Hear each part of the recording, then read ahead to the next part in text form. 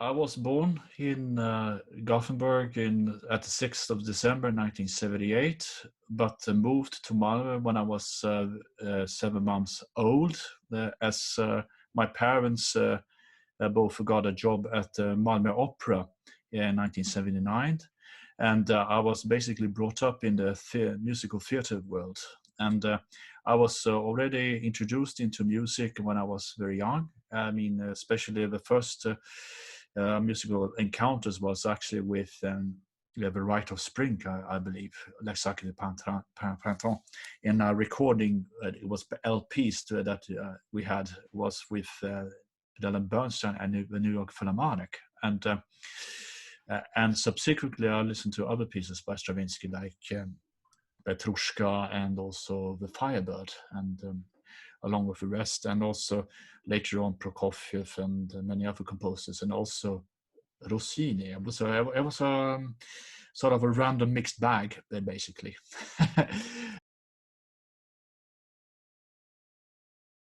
And then I studied musical instruments. Like, for instance, I studied first of all cello, and then I studied piano, and also a little bit percussion and drums.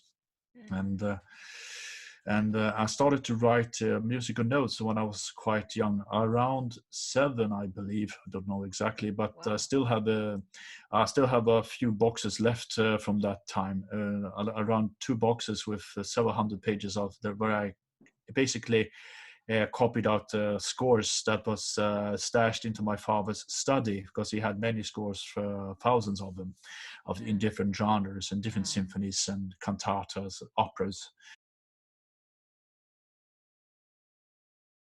And my mother was a singer in the chorus as a mezzo soprano, and then she became later on head of costume, and then and she was also a very important part in my life. Also, I mean, she was sort of speaking about creativity, because she's a very creative person.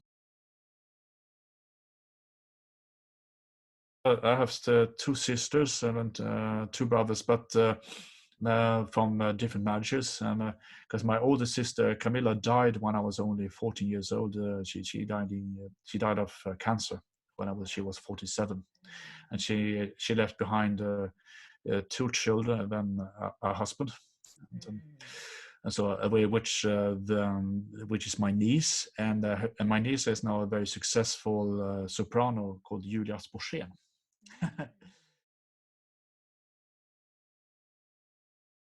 Which is connected with that.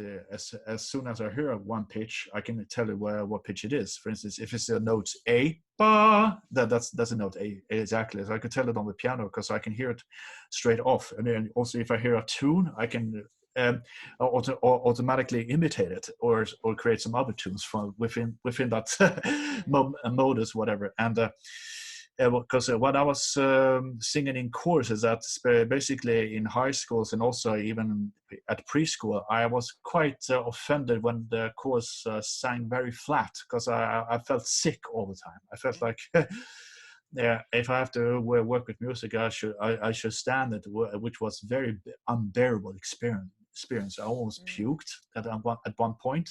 So I thought there must be something wrong with me. So during my studies in musicology, I came across an article about expressionism, which dealt with a story about the collaboration between Vasily Kandinsky and Schoenberg. And Schoenberg was also a painter, and Kandinsky saw everything colors. He even wrote a book about colors, which is called "Concerning the Spiritual in the Arts." There he told that when he heard a performance of Wagner's Lohengrin at the Bolshoi Theater in Moscow, he immediately said, "It's in yellow color." And already it popped in my head an idea, or also sort of that I saw everything in color. So I have synesthesia, yes. So so the note A is for me yellow color, and the G sharp is red, and the note G is green, and so on. Paul Klee is also did these sort of paintings, and also, and when it comes to thick colors, I immediately think of Mark Rothko for that instance. And So if I get back to the meditation accounts, as you mentioned, it was as a result a commission from an ensemble called Lunds Kammarsolist or Lunds Chamber Solist, which is basically consists of players from both Malmö Opera Orchestra, Malmö Symphony Orchestra, and Helsingborg, and some players in Denmark as well. And it was written together with light design that was supposed to be projected into the entire church room at the Lunds Domkyrka. And it was a performance that contained also other pieces by Pärt and Wojciech Kilar and Sibelius. When I wrote this piece, I was notified about the death of a colleague of mine called Marcus Fjellström, because he apparently passed away at a very young age. And I met him at a festival called Young Nordic Music in Norrköping. And he had his basic concept of he's a sound artist and also making music for video. And so he's basically one of his archetypes was he was using ostinati figures. I mean, sort of minimalistic figures that repeats itself. I mean, so I was triggered to use this kind of make a sort of a horizontal progression of the whole piece, and instead of having new ideas vertically, you evolve things very very horizontally. And so it became a sort of a ground base, and I'm very fascinated by, for instance, not just with water but also with bells, because I love bell sounds. Sure, sure. Apart from that, I can tell you also when when I wrote that piece, it's called Transformer Songs. When it was first performed, we were already notified that he was winning the Nobel Prize that year. So he was a Nobel Prize laureate, and that of course he had been nominated for many years. And so it was about time. It was so the time was very. It became very important. It became sort of a big horse about Tranströmer's works, and I met him in Västerås. One of his pieces was first performed in its original instrumentation, which is basically written for clarinet, bass clarinet, mandolin, guitar, violin, viola, and cello, and alto voice, as a result of a commission from an ensemble called the European Ensemble that is based in The Hague in the Netherlands, where I had a composer in residence back then. I was invited by a conductor and who was then artistic leader for an entire ensemble called Christian Karlsson. So I wanted to write a piece which had a lot of poems, and I knew that I loved Tranströmer, so he asked me if I could write a piece for that kind of instrumentation, which is quite a challenging dynamic group, which consists of 2 wind players and then 2 plucked instruments and then 3 string players. I mean, and it's the same instrumentation as Schoenberg's Serenade, which had another text by Petrarca, which is basically written for a bass voice, or in the original version, but in that version it was performed with a mezzo, so or an alto. But and so I used poems from the Sand Gondola. I think it was 4 poems, I think, and created a drama about the piece. I mean, losing the ability to write poems, because when he wrote that poetry collection, he suffered a stroke, and he was unable to perform piano back as a result. So he could only move with one hand, and I mean, you could see he could move with his left hand very brilliantly. And so he has a hobby. He played piano, and and when I read the title "Sad Gondola," I knew that he loved Franz Liszt, and he had written a piece called "La Lugubre Gondola." This brings back me 10 years of, of memories.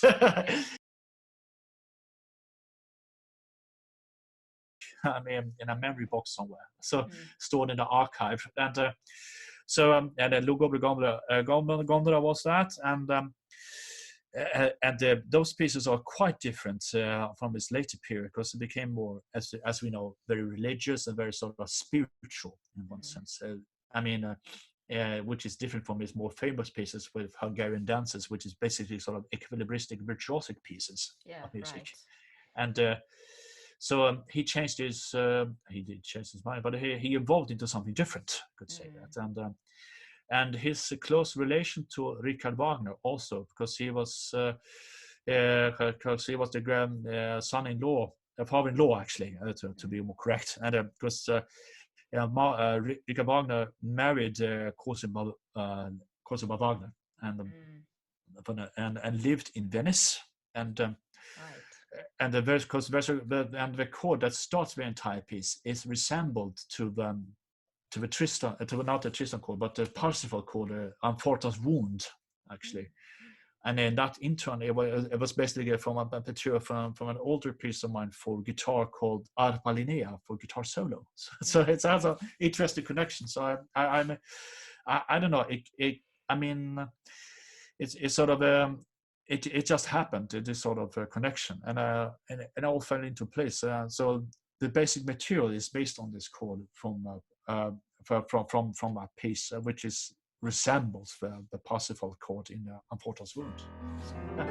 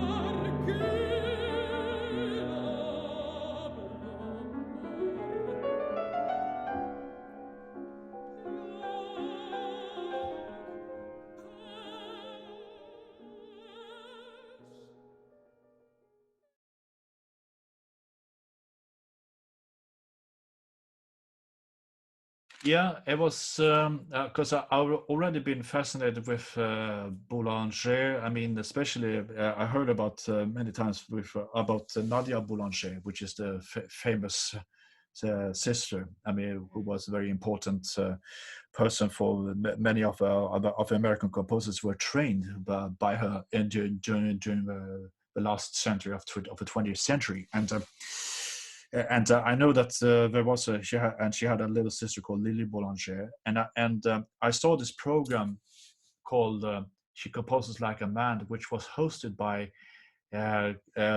conductor and presenter Katrina Winnes, Mm. and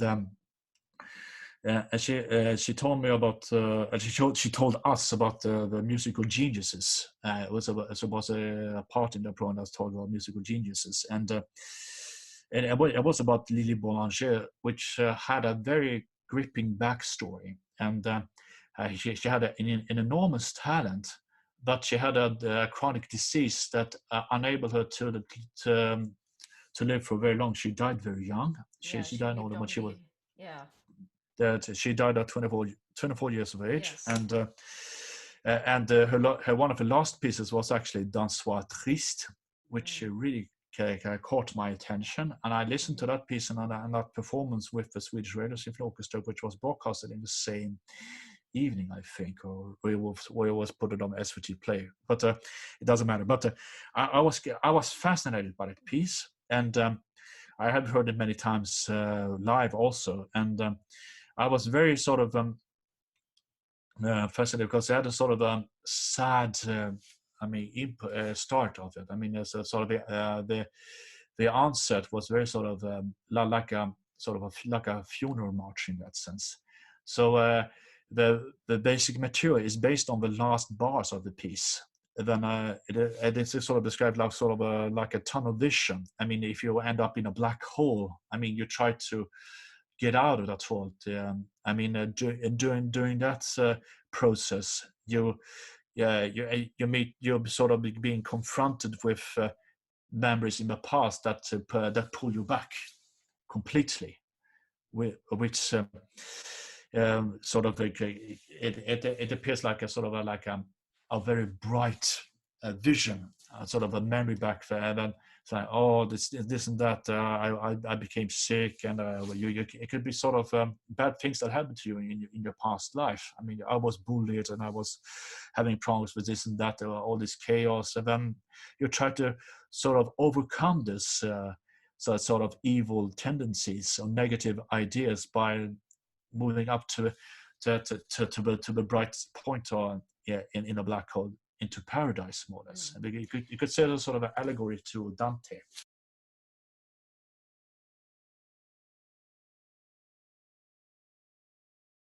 As in my case, in this sort of things always differs from each piece that I do. I mean, but basically, in this sense, in generally, I usually make a construct. I mean, I immediately sketch out the form and try to write the dramaturgy of the whole piece. And then I'd write some keywords, which is basically just a few words, but I don't write so much about it because I don't want to be intimidated about the creative fantasy. I don't want to be too locked into it. So that might change during the process. And so you never know what happens with inspiration. But there could be a melodic contour. It could be an instrumentation idea. It could be a chord for that, a chord progression for that sense. I mean, it could be. Because it's basically based on loops. I have made some sort of fragments. I took some fragments from the Dansoir twist and looping them and trying to twist them a little bit and trying to change the pitch or transpose it into different keys, for that matter, to see what happens. I mean, basically. So it's a sort of an exploration or sort of an investigation of the material itself, and to see what becomes from that.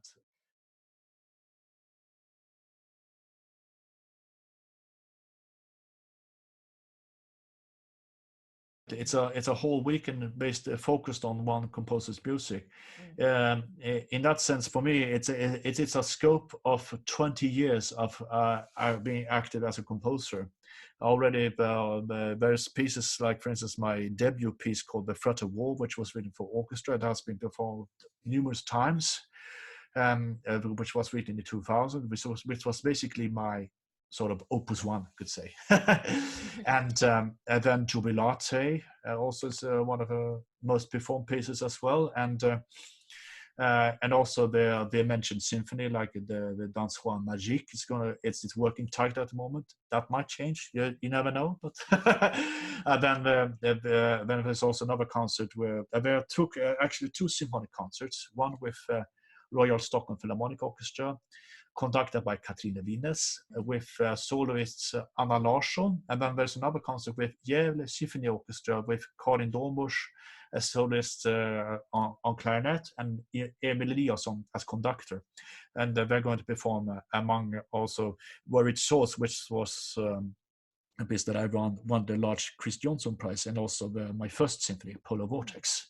And then there's also a chamber concert with Norrbotten, which introduces one of my chamber pieces, including Salomon's Song with Hanna Holgersson, and also Air Spirelight with Jakob Kellerman as a guitarist. Sorry. I have. It's actually an irony that I haven't written so much pieces for piano since I studied piano when I was young. So, but I don't know. I was not afraid of it. I wasn't really sort of making it as a focus for as on a solo piece, because I had included piano in many of my other works. I mean, with ensembles and informations, and also a trio, and also with chamber ensembles and also orchestra. But I never written also. This was one of my first pieces for purely piano solo. I mean, which I could sort of admit that I've written. It's a sonata called Drop Waves, which has to do with the concept of drops that is dripped onto surface water that creates a sort of waves out of it. creates a sort of a mosaic in time during the progression of the piece. It's sort of an abstract piece. It happens quite a lot of things during the process. I mean, it's sort of a meditative process of it. I mean, and it's written for a pianist called Dali Huang, which he told me, you can write whatever you want. You can always push my limits. So, okay, you asked for it, so see how it turns out. Yeah. So it's going to be performed in Stockholm at the Arts Academy, Konstakademin, in November. I can't recall the date at the moment, but.